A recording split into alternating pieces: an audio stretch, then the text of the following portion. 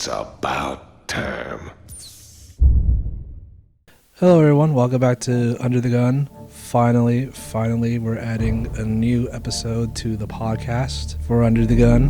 Finally, I'm thinking of giving it a new name. I kind of want to call it the Battle Bunker, which fits in well for us over here at Under the Gun. But before we get into that, welcome to the Under the Gun podcast.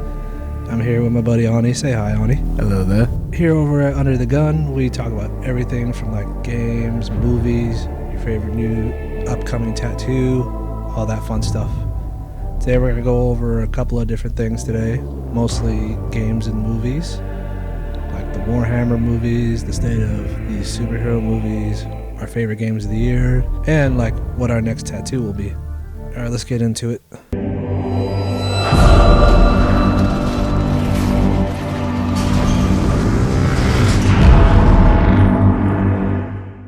How's it going, Ani? It's going good. Finally got you over here. I know it's been forever. Yeah, hell, we talked about it as soon as I came through the door. This has been a long time coming. I tried to get somebody else to join, but they weren't available today. Next time we're going to try to make this podcast a little bit bigger. This is more like a test. I'm just getting back into it, trying to shake off the rust. But before that, Ani, how you been? Been going good.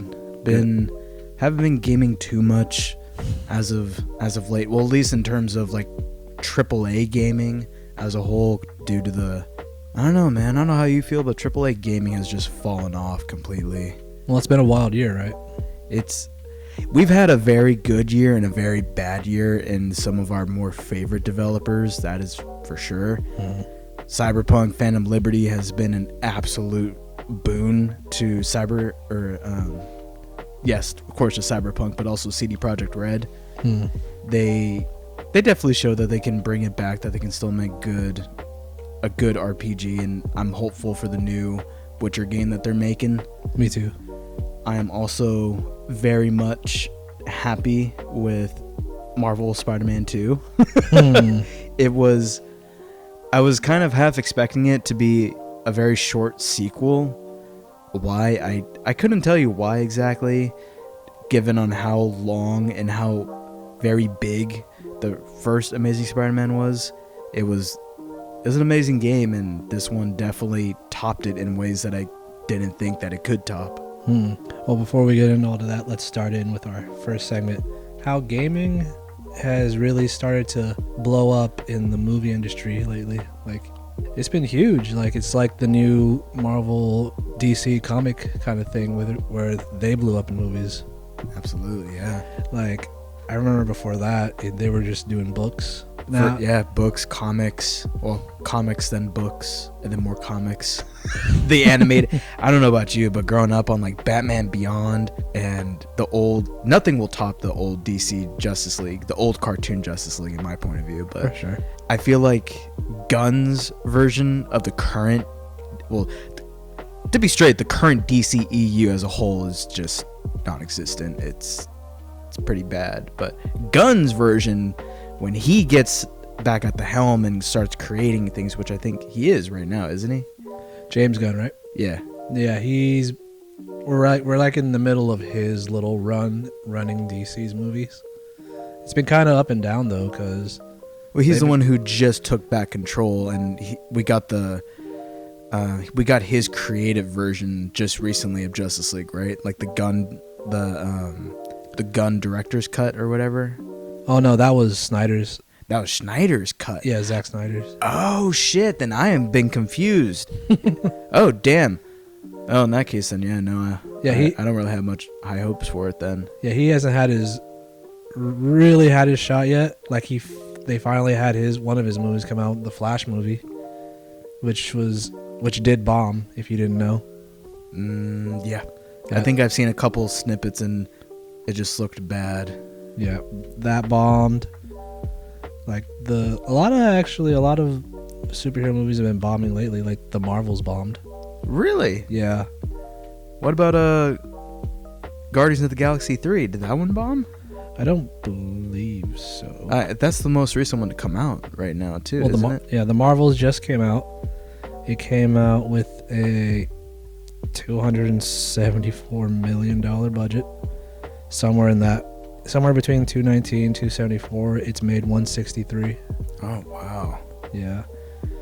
It feels kind of. Do you think this is? I personally think one, bad writing, but I don't know if it's fair to just disregard that. Maybe is it superhero fatigue? Like, because that's been a thing for a long time. Like, what, the past 10 years where it's superhero movies?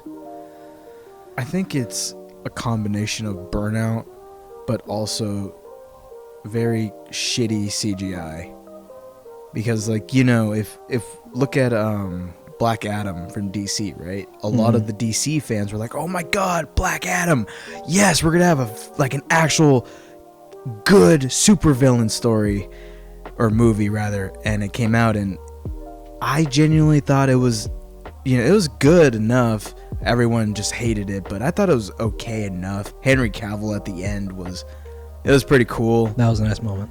It was a very nice moment of, the Man of Steel and Black Adam just staring each other down. It was cool, but the CGI in it, when I rewatch it, I'm like, wow, this is pretty bad. Given CGI has its limitations, I understand that, but if we also look at movies like Avatar, the first Avatar, not the second one, but the first Avatar movie, it's a spectacle, You can hardly believe that more than half the movie CGI. Yeah, and to be fair to that, those movies were designed for that.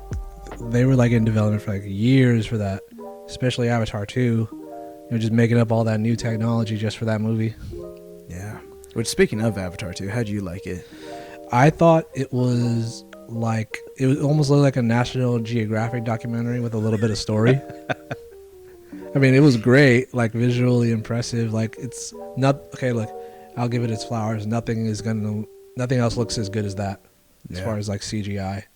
Yeah, absolutely. That's as good as it gets. Back to state of DC and Marvel's. Yeah, the last couple movies bombed, like Shazam bombed. I mean, I'm sorry for all the Shazam lovers, but the first two movies weren't that great to begin with either. And then the whole thing with Flash, I could be wrong, but aren't a lot of people not watching it because of Ezra Miller anyway? I know. I mean, I was kind of skipping it. That whole situation was insane. The amount of shit that they let him get away with. That he should have been arrested for a lot of that stuff, but oh well. And I hope it was worth it. Oh wait, no, it wasn't worth it. That fucking movie bombed. Mm-hmm. Unfortunately, I think that's another thing that DC, they're shooting themselves in the foot of either hiring very controversial actors and actresses or keeping said actors and actresses after a very large controversy comes out against them. Which, to be fair, everyone is innocent proven guilty, and I understand that in a production value, you've already signed the contract. You don't really want to break said contract because then you're kind of opening up yourself for litigation, but you're also kind of shooting yourself in the foot of how much would it be to pay off this actor, get a new one, when a good chunk of the fans are saying, yeah, I'm just going to boycott this movie. Screw it. Yeah, that's the situation with the next Aquaman movie. You remember Amber Heard, the whole thing with Johnny Depp? Yeah. A lot of people. My sister is not going to watch that movie because of her. Yeah. Oh, well. Do you think they can pull it back? I think it'll take just good writing because I watched the Blue Beetle movie, and it made more money than its budget, but I guess it was still technically a bomb because that movie had the bad luck of coming out during all those strikes. Right. Where nobody could really market it. I think another reason why we have superhero fatigue going on is because if you kind of break it down, you look at it as a whole, the MCU, in the beginning, we kind of didn't like it, right? There's Iron Man 1. Iron Man 1 is what started the entire MCU. And the first three Iron Man movies were just kind of like, eh?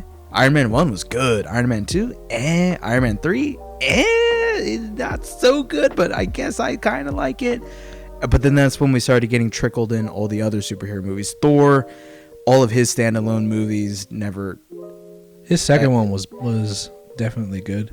The last one, Ragnarok was good. This last one, Love and Thunder, was. I mean, I actually got a headache watching that movie. I think that's due to other political reasons, though. Maybe, but it was also. Have you seen it? I've seen snippets of it, but I haven't seen the movie from start to end. I mean, I don't care what controversies was in it. I'm not aware of any. It was just not funny. Like they, went hard on the comedy, and man, it was hurting my brain. Like And- there was, that stupid goat yell that's on the internet all the time. They used the shit out of that. They not just like 5 times. I swear they did it like 20 fucking times. Jeez. It was too much. Anyway, as bad as comic book movies are, currently, it could still come back. But nevertheless, it was huge for movies. It looks like video games going to be huge as well because, they've proven, there's a lot of good examples of that. Those can be profitable, like the Super Mario movie, Yeah. Detective Pikachu, Castlevania on Netflix. That was huge. Arcane. Like, do you think this is like the next, I don't know, gold mine for Hollywood? The funny thing that I think about too is that we as a Western audience, I think we're kind of divulging, at least maybe not adults, but teenager, maybe not kids. I guess kids too, but I would say the age ranges of maybe 10 to early to mid 20s.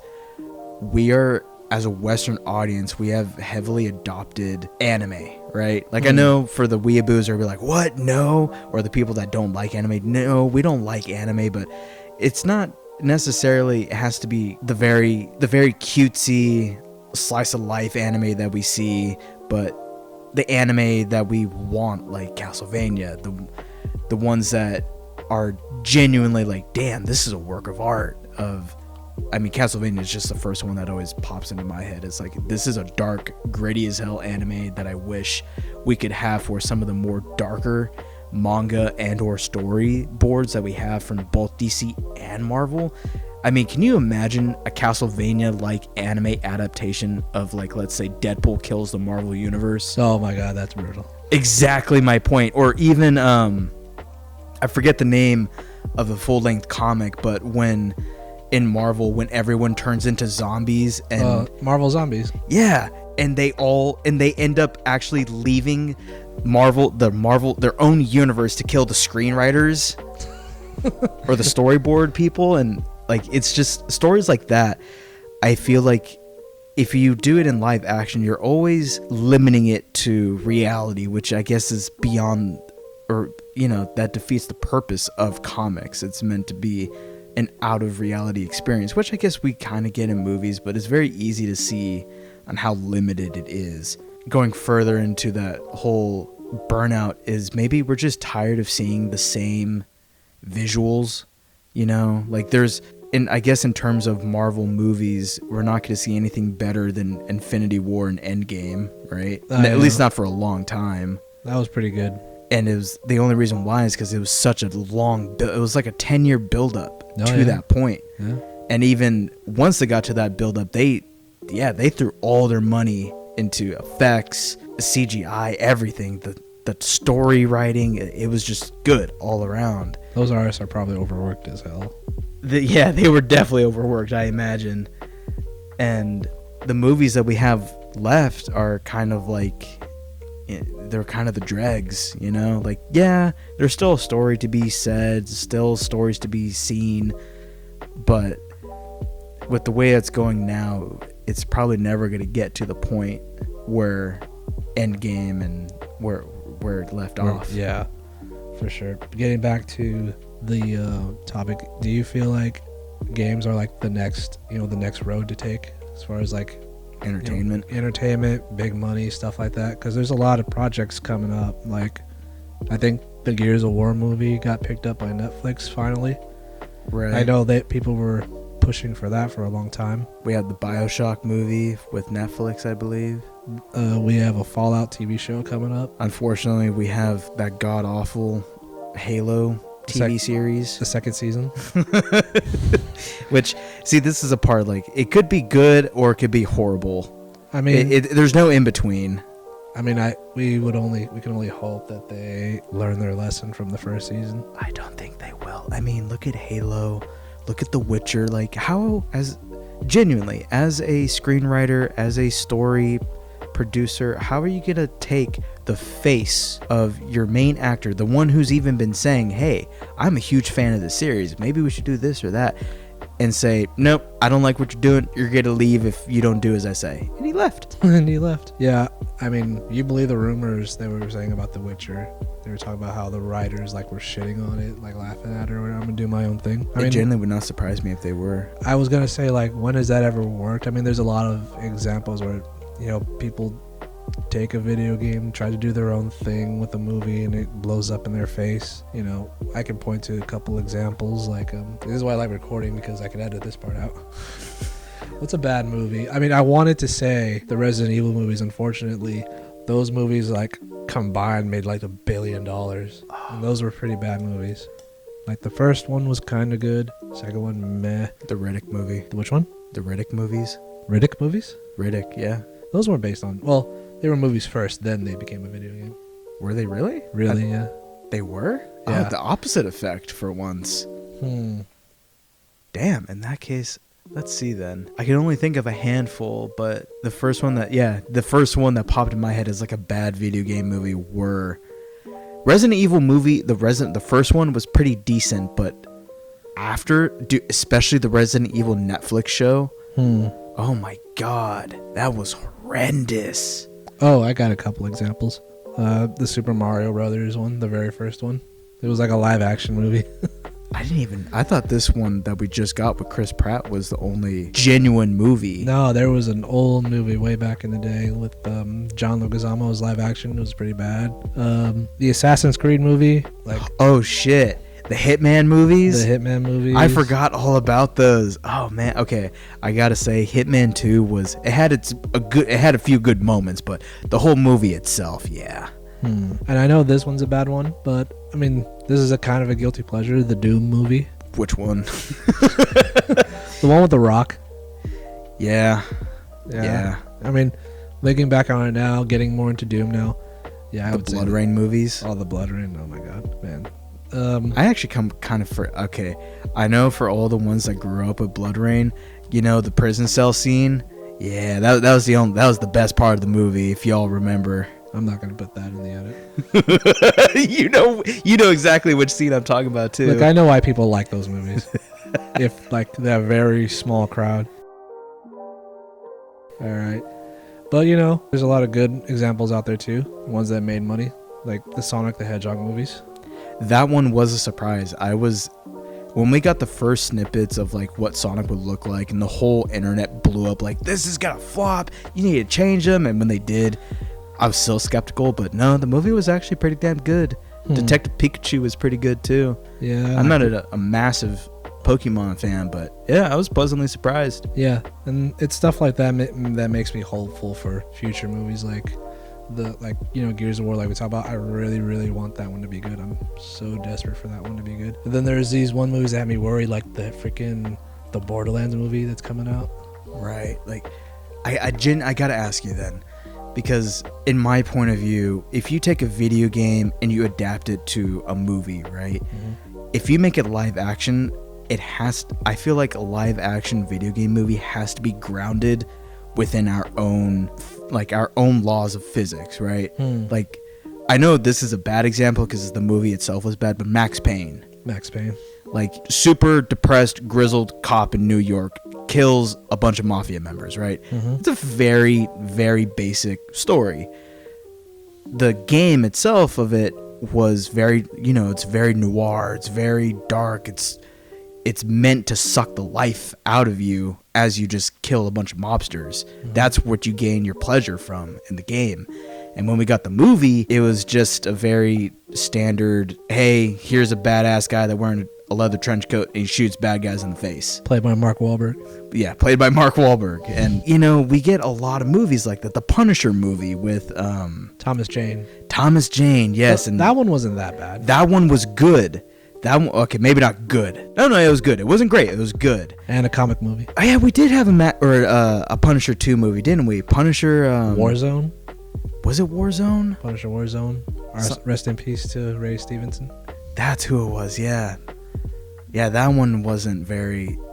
I feel like that one is a good open and close case of you go directly into the action, and it's action throughout the entire movie. Yeah. It's both good and it's bad because we don't really have a story to really latch onto. And I feel like going to what we were saying of these games to movies is that they either do too much talking or they do too much action. Or they just change like everything we like about the whole, the IP. Yes, and that's with the comic book movies, right? We get these cool we have so many different stories from both DC, Marvel, and they decide to we'll just write our own story with these characters, and they butcher it.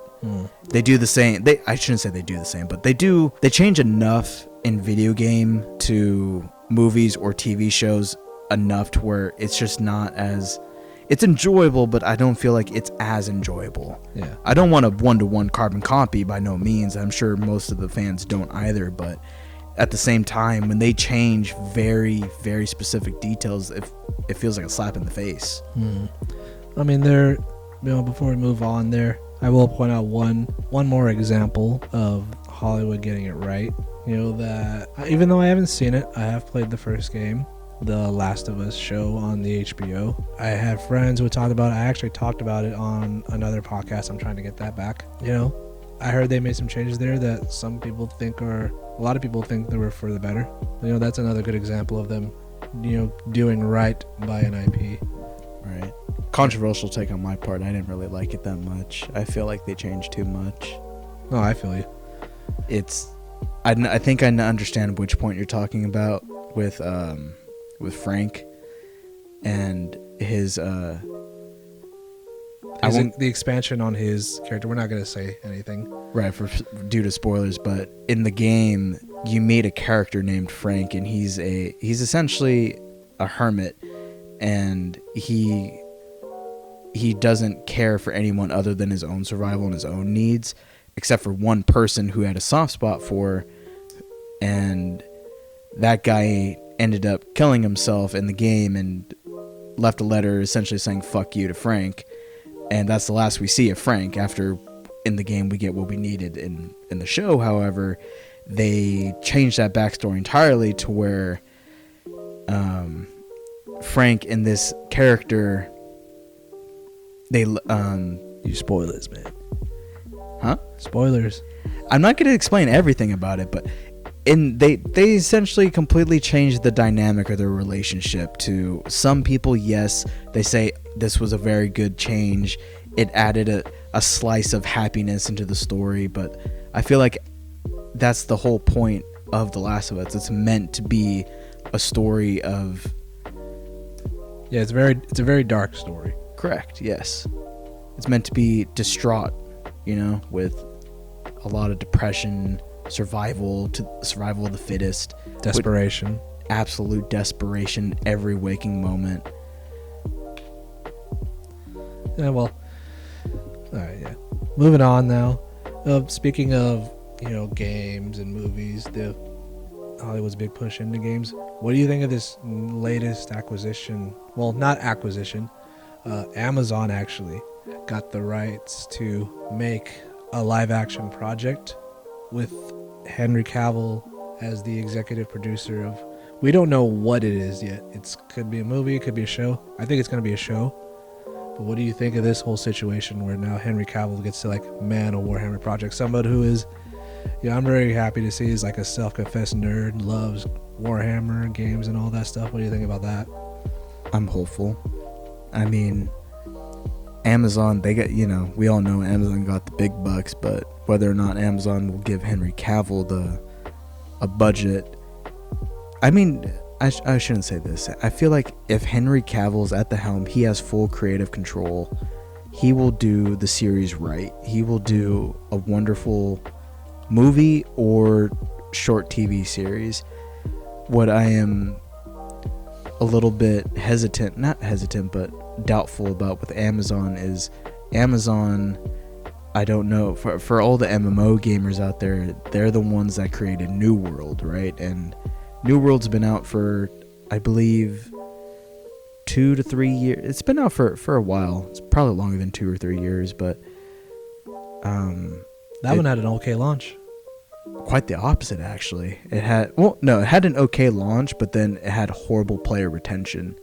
Even now, they just recently released a giant DLC, a paid DLC that included longed after quality of life changes along with mounts, and even now it's still kind of struggling to keep a wider base of audience rather than its hardcore players. But even the hardcore players are like, there's not much new to the game.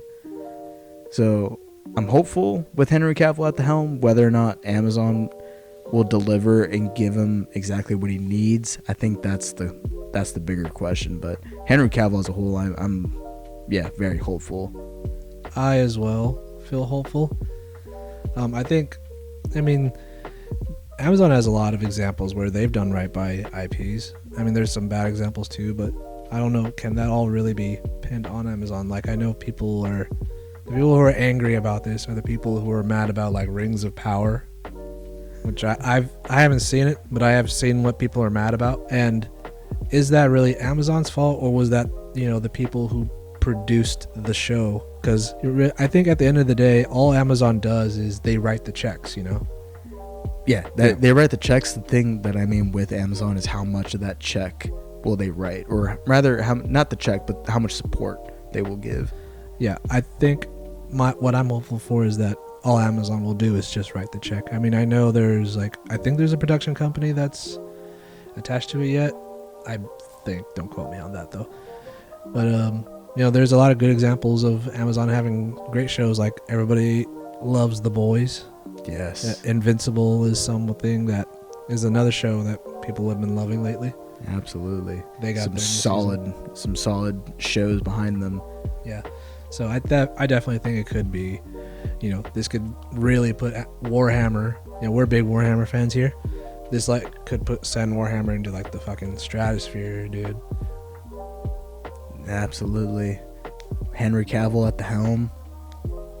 I'm just hopeful that Games Workshop, they don't look at Amazon and be like, hey, you need to give us some of that Warhammer money so that way we can add it to our Warhammer subscription. I don't think for a second that they're gonna let them put whatever they're gonna have on Warhammer Plus. I mean, maybe they can work out something, but I don't think so. Another thing that I know people are worried about is it going to stick to the source material? I absolutely do think so, especially with Henry. But also, Games Workshop are like real overly protective of their IP. Mm-hmm. For better or worse. A lot of times it's worse. But, for better, every time I see Warhammer in a game or in some kind of show, it always sticks to its source material. Like, everybody always talks a certain way. Everything is designed a specific way. That's true to Warhammer. Even the most completely changed gameplay, like Hired Gun, was probably the most it ever divulged from its core gameplay loop, even with the games. And even then, it was still very, very Warhammer based. Yeah, very true to Necromunda. It was a Necromunda Hired Gun? Yeah, it was Necromunda Hired Gun. Necromunda Hired Gun. Because I think you're probably also thinking of that. It had like a strategy version, which was like a missed opportunity. Yeah. Like that, Underhive Gang Wars, something like that. Mm-hmm. That would look like the perfect like shooter, multiplayer shooter. At the very least, like a squad-based type. Here's 4 men you change in between, like on the fly. Go take down this entire gang. That would have been, I don't know. This is a strange one. It's very out there in terms of an idea for Warhammer. Think of like Warhammer, like you had most chapters, they have like dedicated squads, right? Mm-hmm. Of Space Marines, not just here's just a row of Space Marines. They're all just normal Space Marines. You got your chaplain, you got your apothecary, yada yada yada. Imagine, I know that you played Clive Barker's Jericho. Imagine a gameplay loop like that where you change to a specific character on the fly to match a tactical engagement. right then and there. That'd be fun. I mean, the Death Watch is perfect for that. If you don't know who the Death Watch are on Warhammer, they're like take a Marine from every chapter, put them into like this elite special forces squad and fight all different kinds of Xenos, which I always thought that was a great idea for a game. Yeah. Yeah, for sure. Do you know Henry Cavill wants to be like a Space Marine or a Custodes? He doesn't just want to be like, everyone keeps thinking, he's going to be like an Inquisitor. He's going to be whoever the famous Inquisitor is, Eisenhorn or whatever. If he was anybody other than a Space Marine, I would be genuinely shocked. I'd be shocked and disappointed. Indeed. Yeah. I can't see him as an Inquisitor. Do you know who he doesn't have a face of an Inquisitor? Yeah, he should be. He should be a Space Marine at least, a Custodes at most, and people are like hoping, maybe he'll be a Primarch if they do like Heresy, the Horus Heresy. Whoa! What if we see like a shaved head Henry? Shaved head Henry. He'd probably still look the part for a Space Marine. Yeah. Did you know he wants to be not who he wants to be? Do you know what his favorite chapter is? Oh man, I wouldn't have any clue, but if I had to guess, it would probably be the Imperial Fist for some reason. He said Blood Angels. Blood Angels. Okay. Which I makes could sense. see that. Yeah, they're all supposed to be handsome vampires in power armor. All right, moving on. There have been lots of cool games this year. Like some of my favorites lately. Here's like a big surprise. I was actually sleeping on this Alan Wake 2. I still haven't played the first one. I really enjoyed that. What have been some of your favorite games of 2023? Go ahead and try to name like 5 if you can, because I know how hard it is to think of these stuff on the spot. Oh man, if I had to say favorite, You want me to name you off some examples and you'll... absolutely Mortal Kombat 1. That one's been amazing. The visuals alone have been amazing. The story I was genuinely shocked because I was thinking, they're rebooting the whole series. This isn't going to end well, but no, it's even better in my point of view. It's a solid story. They made Reptile cool. Exactly. I always liked Reptile. But they made him cooler. Yeah. They made Liu Kang a fucking fire god. Like, my God, it's amazing. It's so cool. Of course, Spider-Man 2. Spider-Man 2 was, like I said earlier, it was a game that I wasn't expecting to be as long or as good as the first one, just because I thought, big main bad villain, we know it's going to be Venom, but there's just so much more in between. It was so good. Such a well-written story with a very, very shocking twist at the end, too. I'm going to put a spoiler alert out there, but here's spoilers. I can't believe they let us play as Venom. Right? I wasn't, like, even though that, yes, it was very basic, the fact that we got to play as Venom was like, ooh, this is so cool. That was like the cherry on top for me in that game. Absolutely. When we just got, the only thing I really wish is that we could have still bit some heads off. that was the only, I was surprised that that they had a higher, more violence in this game than they did the first one as well. My biggest complaint, though, is they killed so many villains off screen. Yes, we only got to see technically two villain deaths the entire game. Yeah, like Scorpion and Kraven, I guess. Yeah, those were the only two. Right. And we only bit his head off too. As Venom, no less. As Venom, yeah. I would have liked to bite more heads off as well. Oh, that's right. We got to, our very first time playing as Venom, we just straight up murk fucking Kraven, who we were struggling to fight as both Spider-Men. Yeah. Moving on. That was like, was it 2 games for you so far? Yes, it was. I know that a lot of people were saying Alan Wake 2 in particular. I haven't played the first one, so I wouldn't know anything about the second one, but one I feel like is a sleeper for most people. I don't know if you've even heard of it yet. Have you heard of Hi-Fi Rush? I have heard of it, but I that haven't played was a genuine shock. I had a blast playing it on Xbox Game Pass. Oh wow. It hits that, for the people that enjoy like Devil May Cry, it hits that perfect rhythm. It's a rhythm-based game too, so it's like a fun little Guitar Hero with Devil May Cry in the mix, with a very lighthearted story. I could always use a lighthearted story. Sometimes it gets a little too dark for me in games sometimes. I feel that, yeah, the fatigue of, oh my gosh, another dark, gritty story. What's this one going to be? Oh, we have a wife in this one who dies, and that one we had a brother who died. Yeah. Okay, Okay, so that was what That was was that? 3. That's 3. What about 4 and 5? You need any help? 4 for me. I know I said it in the past to you, but not on recording wise, but I genuinely wish that we either had a more powerful console or Nintendo would just fucking allow third-party software, so like PlayStation PC ports, granted good ports, but Legend of Zelda Oh, the Tears of the Kingdom? Tears of the Kingdom, it was very fun. I finally beat it. It took me fucking like 3 months to beat it, but it was hella fun. The only thing that I dislike about it, and the same reason why I dislike the first Legend of Zelda, Breath of the Wild, is the Nintendo Switch is just not very powerful. Like, which I know it's a nitpick. It's a major nitpick because, you know, you can connect your own, you can connect any controller to it. You can connect a mouse and keyboard to it if you really wanted to. But I don't know. I would just enjoy that game on, you know, not locked at 30 frames a second, and it still stutters. I would love a smooth experience, whether that be 60 frames, 100 frames, whatever. I'm sure we all have a PC that could handle both games at a relative nice 60 frames or even 45 frames a second with no stutters. For sure. What about your last game? See, that's where it gets hard because I'm torn between Baldur's Gate and the Lies of P. Lies of P. You would know because I dragged you into Baldur's Gate 3, but I love a solid D&D game. Mm-hmm. And Baldur's Gate scratches that itch of the absolute wonderful writing that they have with some of the characters. But I didn't beat the game, whereas with the Lies of P, I did. And it scratched every Bloodborne itch that we've had since Bloodborne came out. Like, maybe not every itch, but it's a very solid scratch. The developers of Lies of P should be very proud. They did a very good job with it.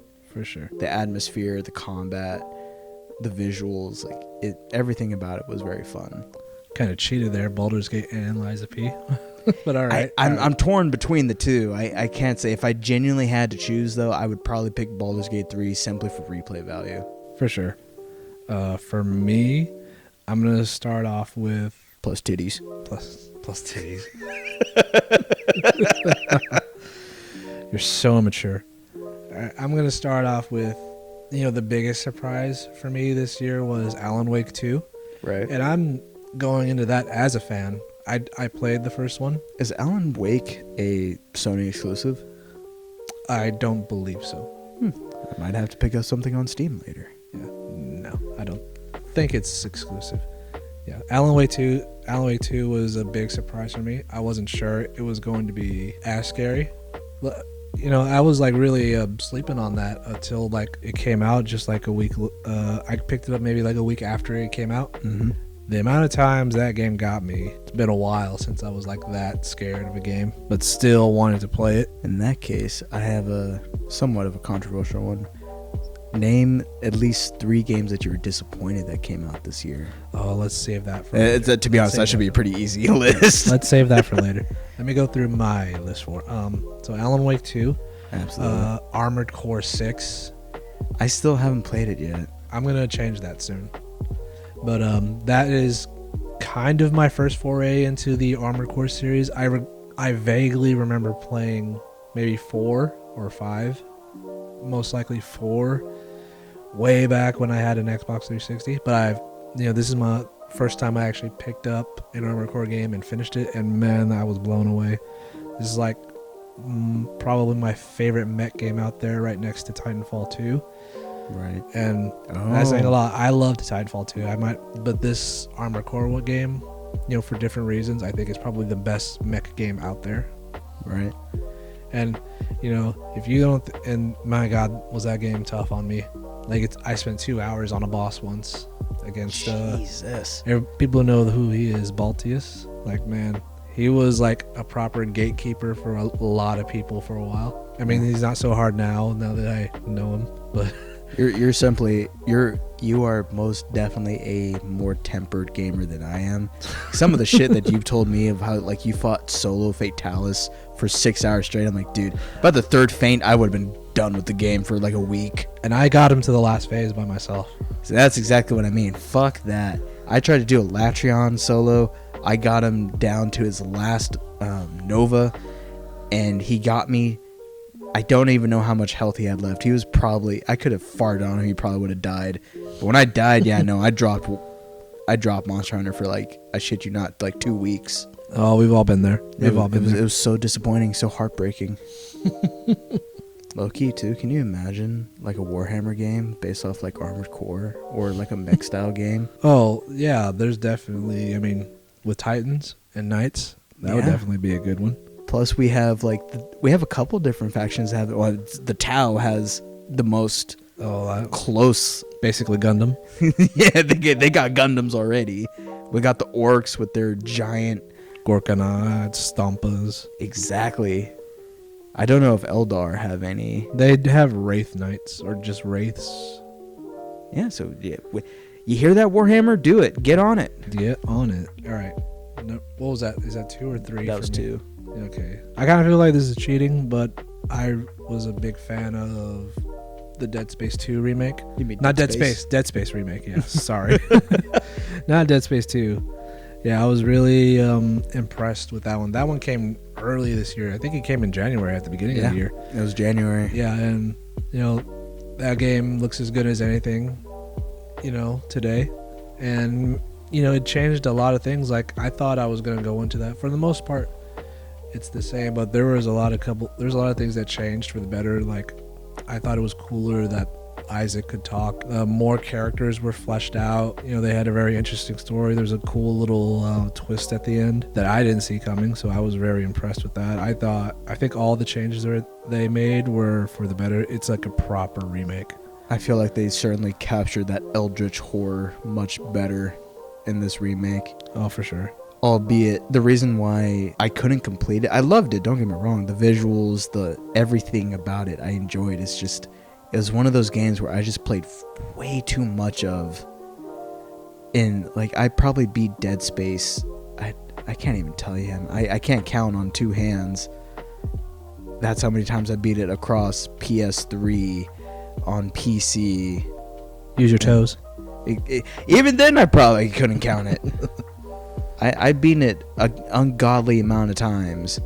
I mean, even when we played Dead Space 3, that was probably like my 10th time plus beating it. I wanted to play impossible mode, but even then, it's like, damn. It's just the same thing, just a bit harder. Which I guess it would have been fun in its own way, but I guess you get fatigued from playing the same game over and over. I feel Even you. with small changes. I feel you. What is that, 3 for me? That was 3, yeah. Oh, man. I am kind of struggling right now. Spider-Man 2 as well. Spider-Man 2 was pretty good. Yeah, I'll throw in Spider-Man as well.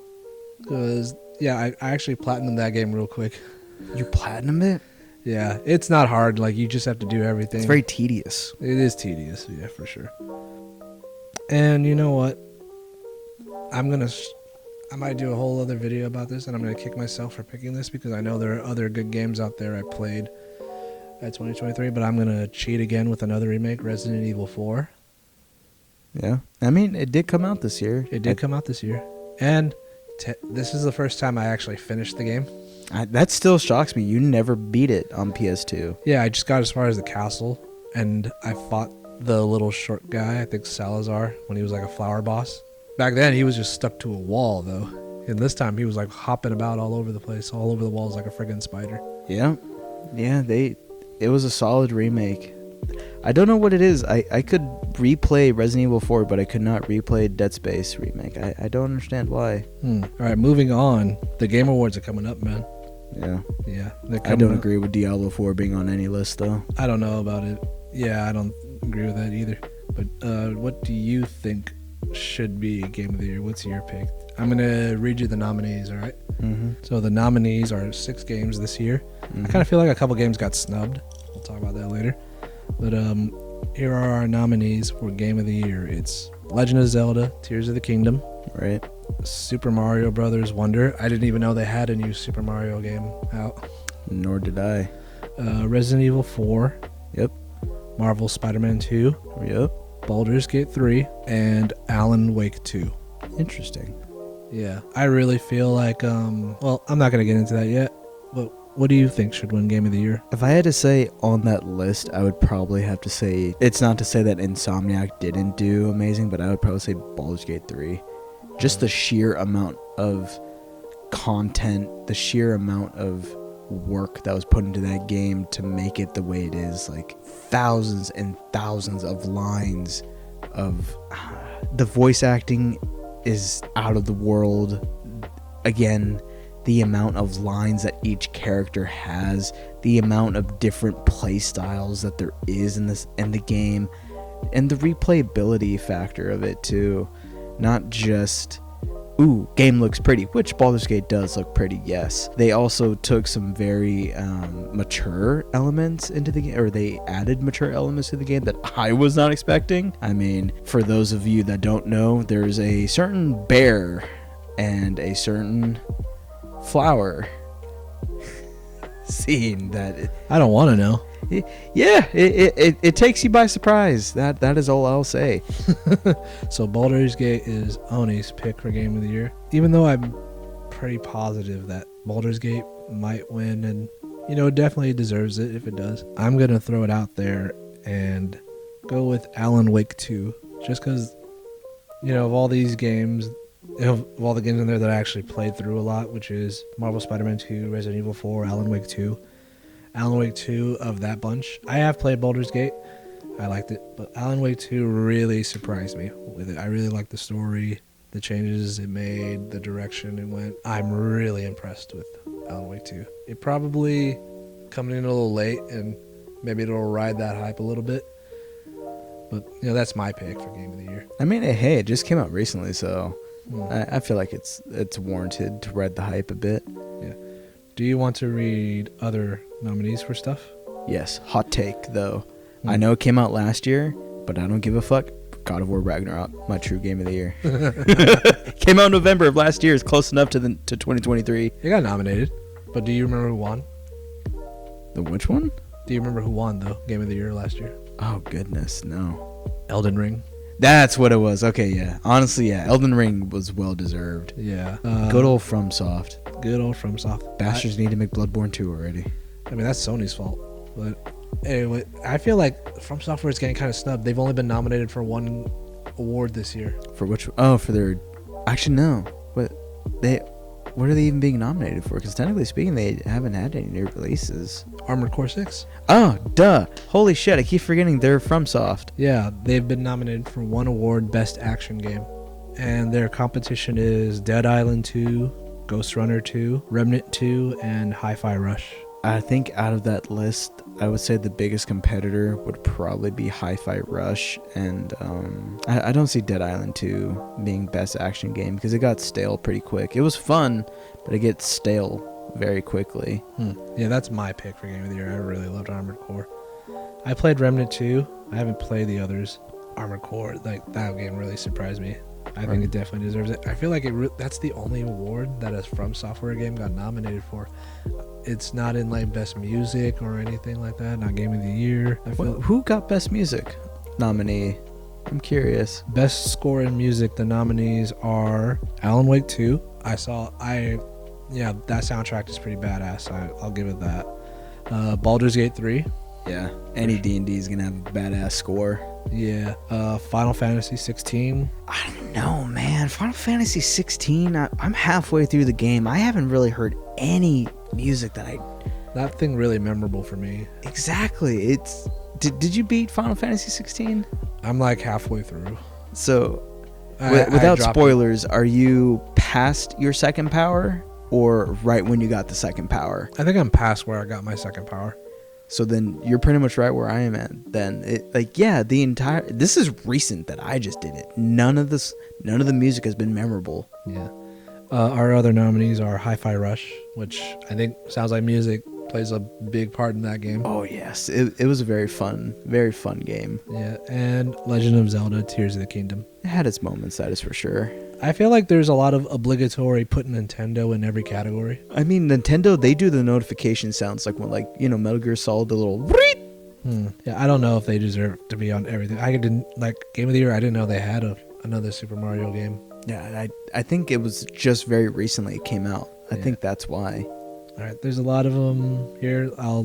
Just stop me at what award you want to hear from. Best game direction, best narrative, best art direction. We already went over score and music, best audio design, best performance, innovation in accessibility, games for impact, best indie. Best indie. Hell yeah. Okay. We got to get that indie love. Yeah, best independent game or best indie game. Indie. Best debut. Sorry. I'm going to start with best independent game. So for best independent game, we got Cocoon. I haven't heard of that one. That's not me neither. Sorry. Dave the Diver. That one was very fun. Yeah. I'm surprised on how much fun I had with that one. It's a very down-to-earth, very fun little casual game. Dredge, which I have heard of. Have you heard this one? I played it. I can understand it being very well. I just got bored of it very quickly. Well, I've heard of it. I've heard a lot of good things.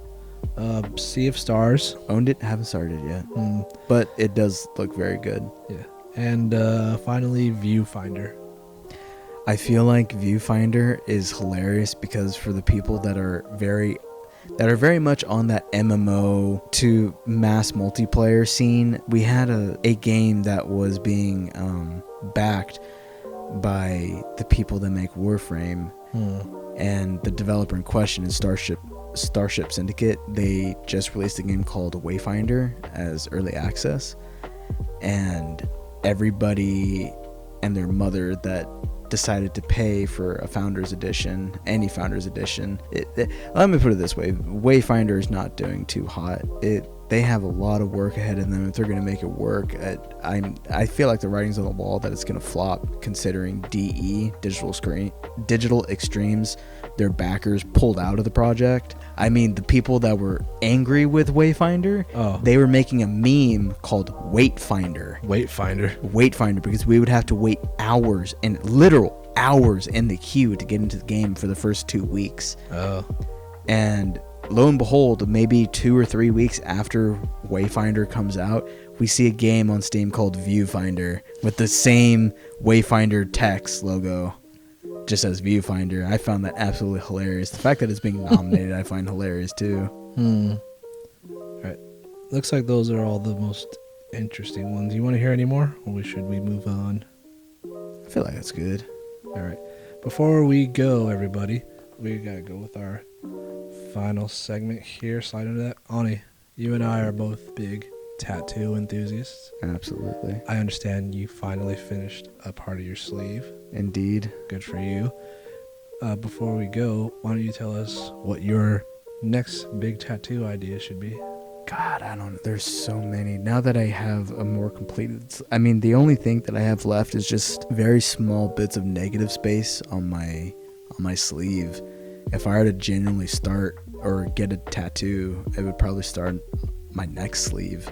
I don't even know if I want to do another full sleeve, but if I were to, there's so many little ideas that I want to do. Like, I want to do a call it weird, but I was thinking of it's meant to, I don't know how to explain it because there's no real visual representation of it, but for the people that like they don't feel comfortable in their own skin, or they feel like they have all their ideas trapped in their head because they have too much anxiety to advocate for themselves. And essentially the tattoo idea I was thinking of was a very frail person, either like on my arm, my forearm, or even my leg. Now I think about it, think of a very frail skeleton looking individual, but they have their skin on, of course, and he's tearing his own skull open, and there's like little gleams of light coming out of the skull.